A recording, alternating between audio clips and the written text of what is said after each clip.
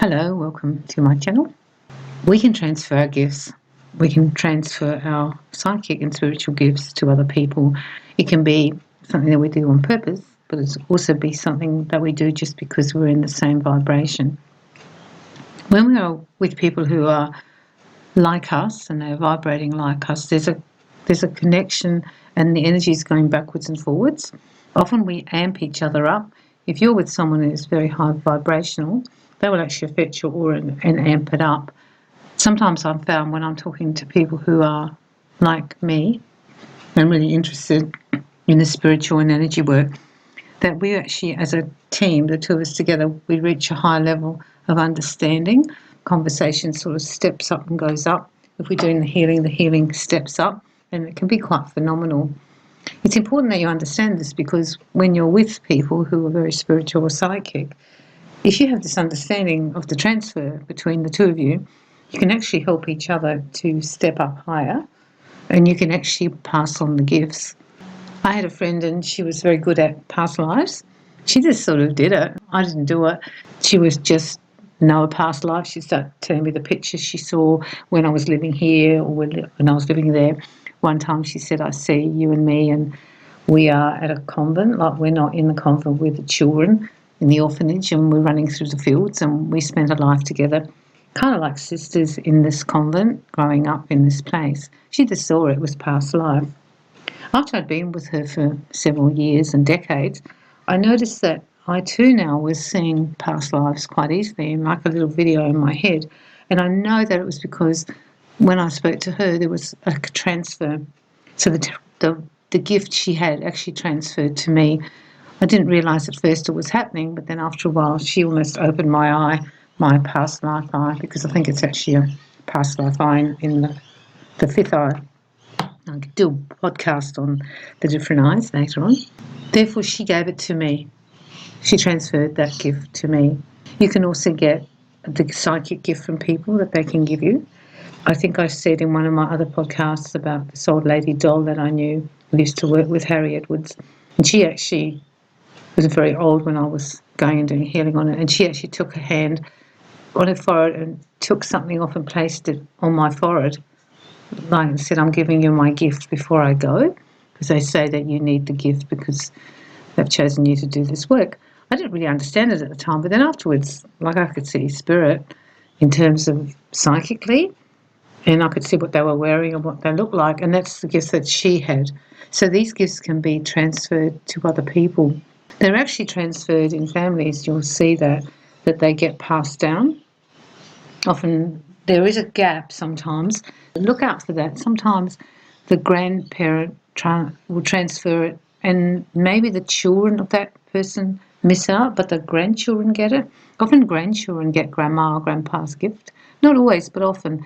Just because the next generation don't seem to have it, don't think it's lost. It's never lost.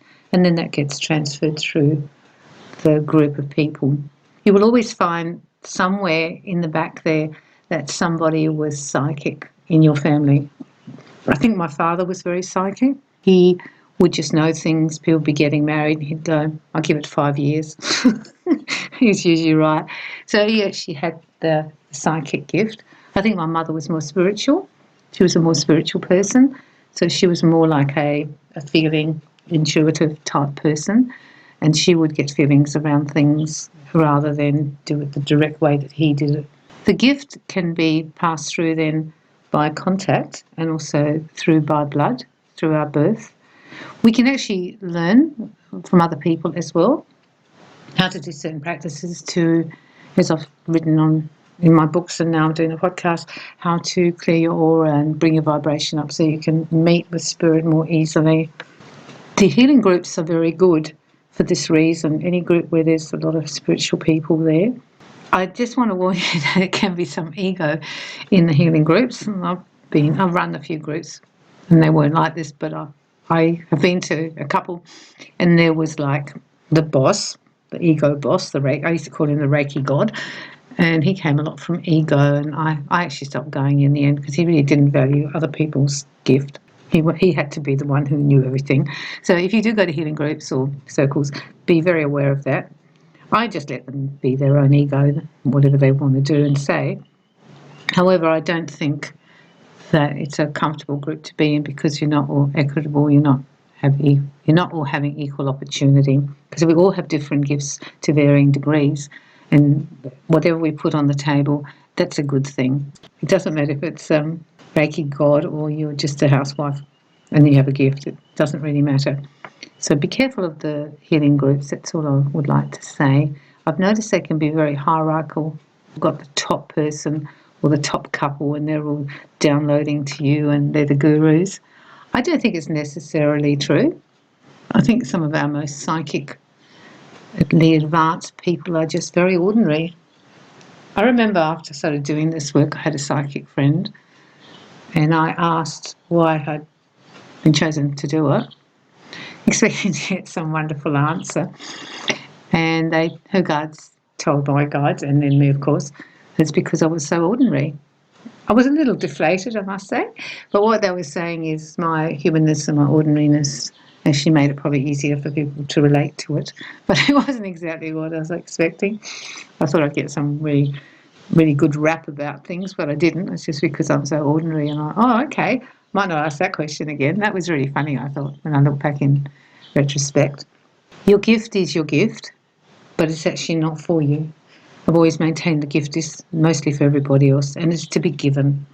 And that's the thing, charity, faith, hope, that we are to give the gift as much as possible to help other people. Of course, we can have them pay us for our time, and that's a choice you might want to make. But do not separate it. Do not only do it as a business.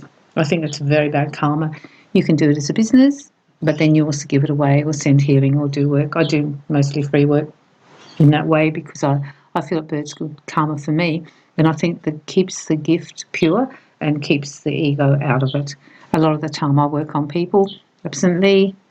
I don't even tell them because that stops the ego. If you are with like-minded people and you've had this experience, I'd like to hear about it because it's really interesting. I'm on Facebook too under spiritual and energy work with Wendy, so you can find me, because I think that we can share it is pretty wonderful and exciting too, that if we be with other people that we share the gift. You'll often find you share the information. I'll be talking to someone about something spiritual and then they'll add a little bit, and it's like we're going up the mountain, we're going up the stairs, so then I add a bit and then they add a bit, and our understanding becomes greater and wider and bigger, which is going to help us but also help us in our work. If you have friends who are able to teach you how to do things, that's great.